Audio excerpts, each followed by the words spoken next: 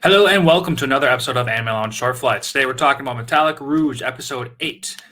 This was a fantastic episode, a lot of action going on, so much going on.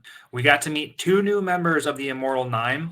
We got to meet this dark gray one, the guy that we met at the end of the last episode who was greeting our yellow jester guy. His name is Graufan, and he was the guy that was with Jill. And then we get to meet the purple immortal who claims to be Rouge's sister. She's got teal hair and like purple tips at the end of her hair.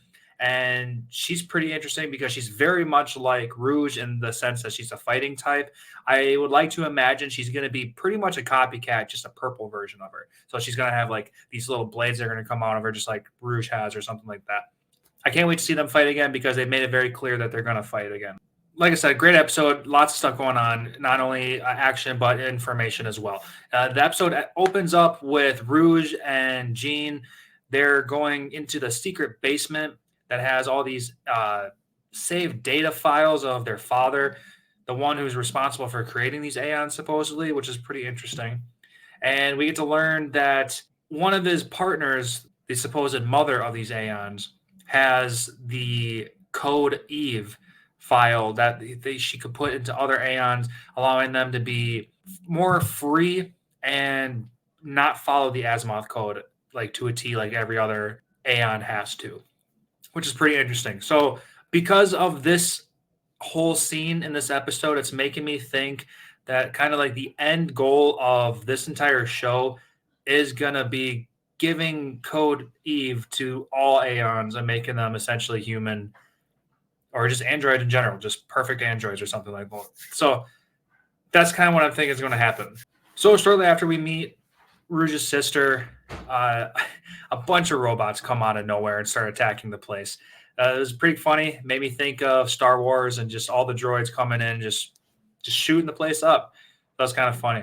But they're all there because Jill, the one we met in the last episode, the silver one, and Graufan, the new guy that we met in the last episode, we got to see his new immortal suit, the dark gray one. Like I teased in the last episode, he's got these gravity powers. So it's really cool. You know, he's reaching out his hand and just like gripping space, and then like boom, gravity just took over that spot. It was pretty cool. I expect him to be a lot more powerful in the next coming episodes when we're eventually going to have to fight this guy. There's no way he's just going to somehow be okay with us in any way. So can't wait to see that fight. But yeah, anyway, Jill and Graufan, they want the IDs.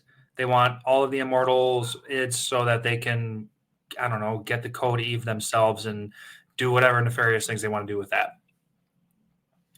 Anyway, Jill and Rouge start fighting. They're in their suits, going at it. And then all of a sudden, Jet Black Noir shows up. He starts protecting Rouge, says he doesn't want to be part of Silver's group.